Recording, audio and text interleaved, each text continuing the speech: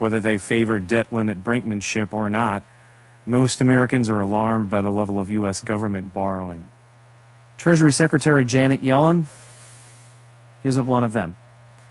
Outstanding debt held by the public stood at $23.9 trillion as of the end of 2022.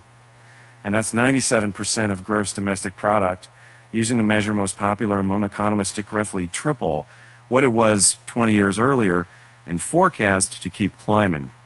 It's a figure at the heart of the debt ceiling fight, now inching toward resolution. We have the highest debt than we ever had before. House Speaker Kevin McCarthy, who negotiated a deal with the Biden administration to trim outlays, and must steer it through Congress this week to avert a default set on May 24th. I just don't think that's right. Plenty of others, including Federal Reserve Chair Jerome Powell, have warned that the U.S. debt trajectory is unsustainable.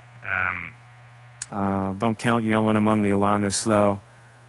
That's partly because she's using a different debt yardstick. The former Fed chair, regarded by many as the country's most experienced economic policymaker, shows little concern when reflecting on government spending.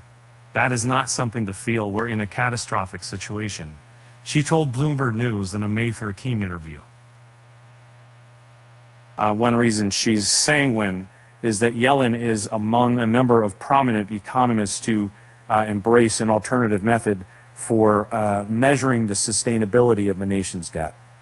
Instead of looking at the pile of outstanding bonds as a share of the economy's output, she prefers the ratio of interest payments, crucially after adjustment for inflation, to GDP.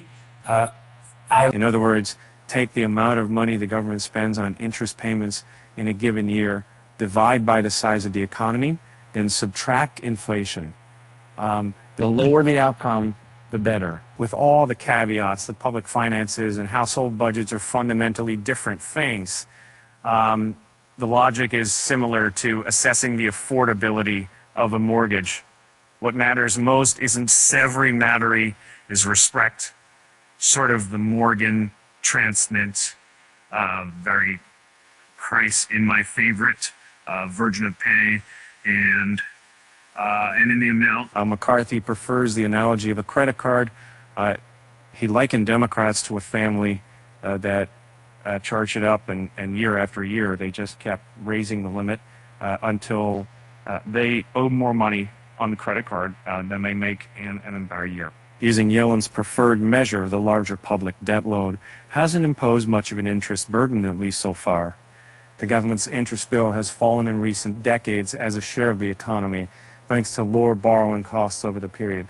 Net interest as a percentage of GDP, without adjusting for inflation, has averaged about 1.5%, though it climbed to 1.9% in 2022 after the pandemic borrowing surge. Factor in inflation, and interest to GDP has frequently been negative, even before the burst of post-COVID price increases. Looking ahead, the White House Office of Management and Budget expects the measure to rise back above zero in 2024 as inflation ebbs, and then to top out at 1.1% in 2032-33. That's a level the Treasury Secretary says is quite reasonable.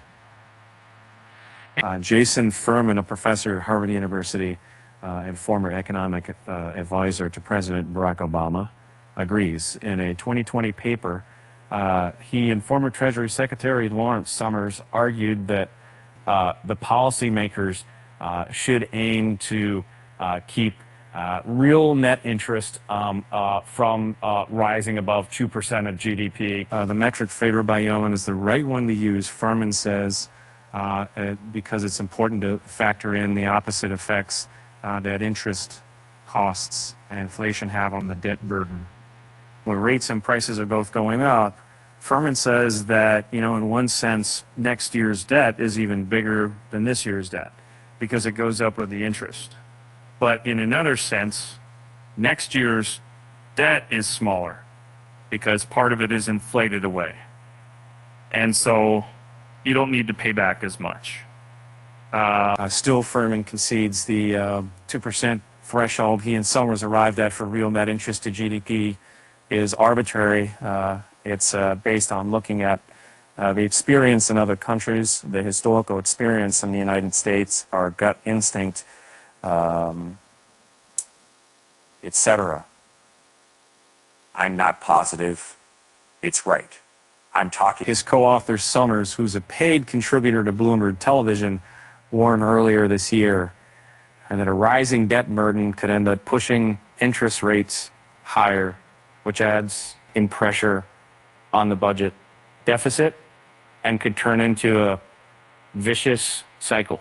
That Yellen has acknowledged would introduce considerable problems, but she doesn't expect it to happen because she's in the camp of economists who anticipate the low inflation, low rate regime that dominated the last 2 decades to return once the pandemic price surge is beaten down by the Fed.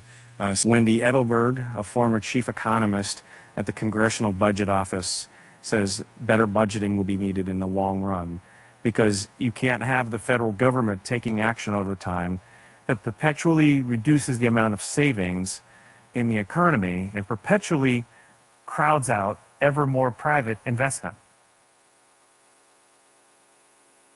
And in the meantime, she advocates keeping an eye on a range of debt measures to figure out where danger may be lurking. Part of this is just risk management. She says